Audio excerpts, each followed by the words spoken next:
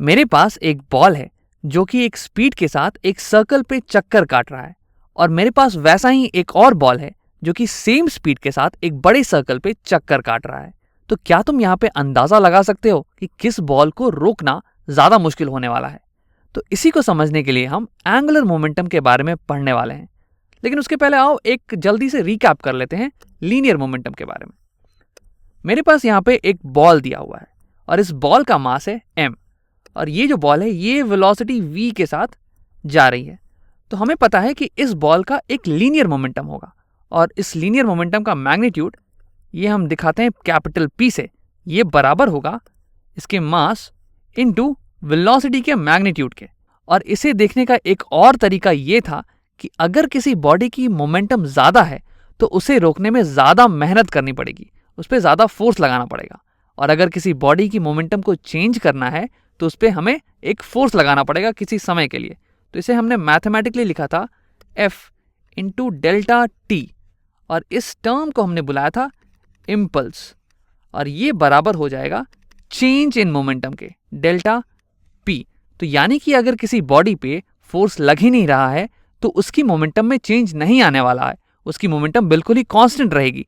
और इसे हमने कहा था कंजर्वेशन ऑफ मोमेंटम का प्रिंसिपल, जिसे इस्तेमाल करके हमने बहुत सारे प्रॉब्लम्स बनाए थे। तो आओ अब मोमेंटम को रोटेशन की दुनिया में समझते हैं। यहाँ पे मेरे पास एक बॉल है जिसकी की मास दी हुई है m, और ये एक मासलेस स्ट्रिंग से यहाँ एक पॉइंट से अटैच्ड है।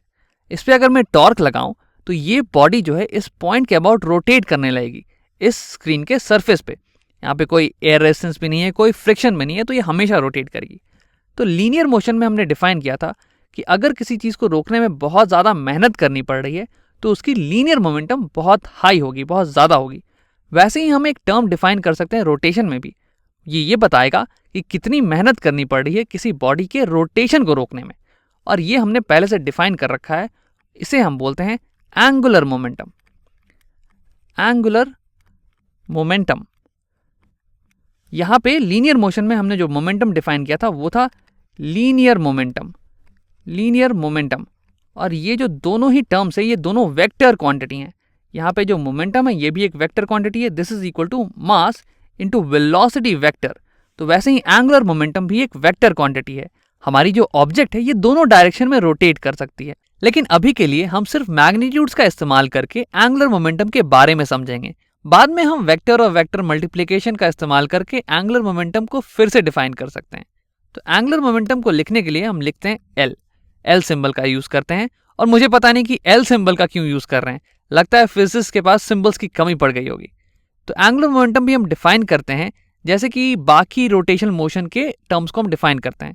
जैसे कि तुम देखो, फोर्स होता है एक ऐसा टर्म जो कि किसी बॉडी के ट्रांसलेशन मोशन को चेंज कर सकता हो, और टॉर्क होता है एक ऐसा टर्म जो कि किसी बॉडी के रोटेशन मोशन को चेंज कर सकता हो। लेकिन इन दोनों के बीच में एक सिमिलैरिटी है, एक रिलेशनशिप है। टॉर्क होता है R इंटू एफ, और R जो है वो सेंटर ऑफ रोटेशन से ऑब्जेक्ट की दूरी है। तो जब भी रोटेशन मोशन में हमें किसी टर्म को डिफाइन करना होता है तो हम ट्रांसलेशन मोशन में उसके सिमिलर टर्म को देखते हैं और फिर उसे मल्टीप्लाई करते हैं R से, जहाँ पे R जो है सेंटर ऑफ रोटेशन से ऑब्जेक्ट की दूरी होती है। तो वैसे ही एंगुलर मोमेंटम को डिफाइन करने के लिए हम लिखेंगे angular momentum is equal to linear momentum into R। अब लीनियर मोमेंटम हो गया मास इंटू वेलोसिटी, तो वो हो जाएगा मास m, क्योंकि मास यहाँ पे m है, इंटू वेलोसिटी v, वेलोसिटी का मैग्नीट्यूड, इंटू रेडियस। अब रेडियस मान लेते हैं कि यहाँ पे r है, तो यहाँ पे मैं लिख देता हूँ mvr। ये हो गया तुम्हारा एंगुलर मोमेंटम।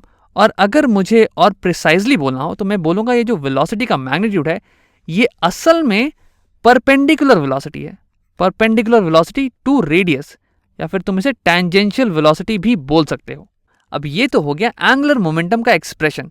अब जैसे कि लीनियर मोमेंटम के केस में अगर एक्सटर्नल फोर्स जीरो हो जाए तो चेंज इन मोमेंटम ये भी जीरो हो जाता था, वैसे ही इस केस में अगर एक्सटर्नल टॉर्क ये जीरो हो जाए तो change in angular momentum delta L ये जीरो हो जाएगा। यानी कि एल जो है हमारा ये कांस्टेंट रहेगा, और अगर एल कांस्टेंट है तो इन तीनों में से एम वी आर में से कोई एक चीज अगर चेंज होती है तो बाकियों को भी चेंज होना पड़ेगा। अब मान लो कि इसी एग्जाम्पल में ये बॉल जब चक्कर काट रही है इस सेंटर का, और आर किसी तरह चेंज हो रहा है और मास कांस्टेंट ही है, तो फिर वेलोसिटी को, जो परपेंडिकुलर वेलोसिटी है, इसे भी चेंज होना पड़ेगा। मान लो कि ये जो धागा है ये स्कील में लिपटता जा रहा है, इसलिए इसकी रेडियस छोटी होती जा रही है। तो अगर r छोटी होती जा रही है, मास कांस्टेंट है, तो वेलोसिटी जो है इसे इंक्रीज करना पड़ेगा, इसे इंक्रीज होना पड़ेगा, क्योंकि L जो है एंगुलर मोमेंटम ये तो कांस्टेंट ही है ना।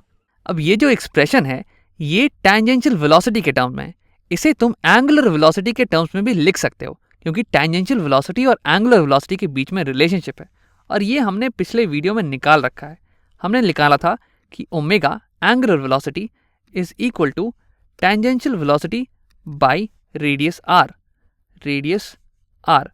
तो इसके हिसाब से आ जाएगा tangential velocity v is equal to r into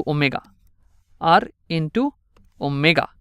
तो अगर इसे मैं यहाँ सब्स्टिट्यूट कर दूं तो मेरे पास आता है angular momentum is equal to mass into tangential velocity की जगह पे मैं लिखने वाला हूँ r इंटू ओमेगा। तो इसे मैं पहले ओमेगा लिख देता हूँ, फिर r लिख देता हूँ, और उसके बाद एक पहले से r है ही, तो यानी कि ये हो जाएगा is equal to mass into omega r square. तो यानी कि रेडियस अगर छोटा हो, यहाँ पे रेडियस अगर छोटा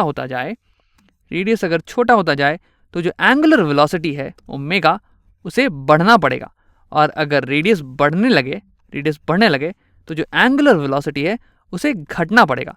अब अगर इसे तुम सोचने की कोशिश करो तो इसका मतलब ये है कि अगर रेडियस छोटा हो तो एंगुलर वेलोसिटी, यानी कि जिस रफ्तार से ये चक्कर काट रही है, ये बॉडी सर्कुलर चक्कर काट रही है, वो बढ़ जाएगी, ये जल्दी जल्दी चक्कर काटने लगेगी। और अगर रेडियस अगर बड़ा हो जाए तो जिस रफ्तार से ये पूरा चक्कर कंप्लीट कर रही है वो धीरे हो जाएगा। और ऐसा तुमने रियल लाइफ में देख रखा होगा। अगर तुमने ओलंपिक्स में फिगर स्केटिंग की प्रतियोगिता देखी होगी तो उसमें लोग जो हैं अपनी एक्सिस पे गोल स्पिन करते रहते हैं। स्टार्टिंग में ये जो लड़की है इसके हाथ जो ये खुले थे, बॉडी से दूर थे, और ये एक ओमेगा से स्पिन कर रही होगी। लेकिन देखो, इंसान की जो बॉडी होती है उसमें बहुत सारे पॉइंट मास होते हैं। यहाँ हमारे एग्जाम्पल में तो एक ही पॉइंट मास था। तो यहाँ अगर इस लड़की के बॉडी के सारे पॉइंट मासेस का तुम एवरेज डिस्टेंस निकालो एक्सिस से, तो वो कुछ दूरी पे होगा। फिर क्या होता है कि ये जो लड़की अपने हाथों को अपने बॉडी के पास ले आती है, बिल्कुल ऐसे। तो फिर क्या हो रहा है कि सारे पॉइंट मासेस का जो एवरेज डिस्टेंस है एक्सिस से वो कम हो जा रहा है, और जैसे ही r कम हुआ वैसे ही इसकी ओमेगा एंगुलर वेलोसिटी वो बढ़ जाती है, और ये बहुत ही स्पीड से गोल चक्कर काटने लगती है, स्पिन करने लगती है अपने एक्सिस पे। यहाँ पे कोई एक्सटर्नल टॉर्क इसने बिल्कुल भी नहीं लगाया है, लेकिन फिर भी इसकी एंगुलर वेलोसिटी बदल जा रही है, बढ़ जा रही है।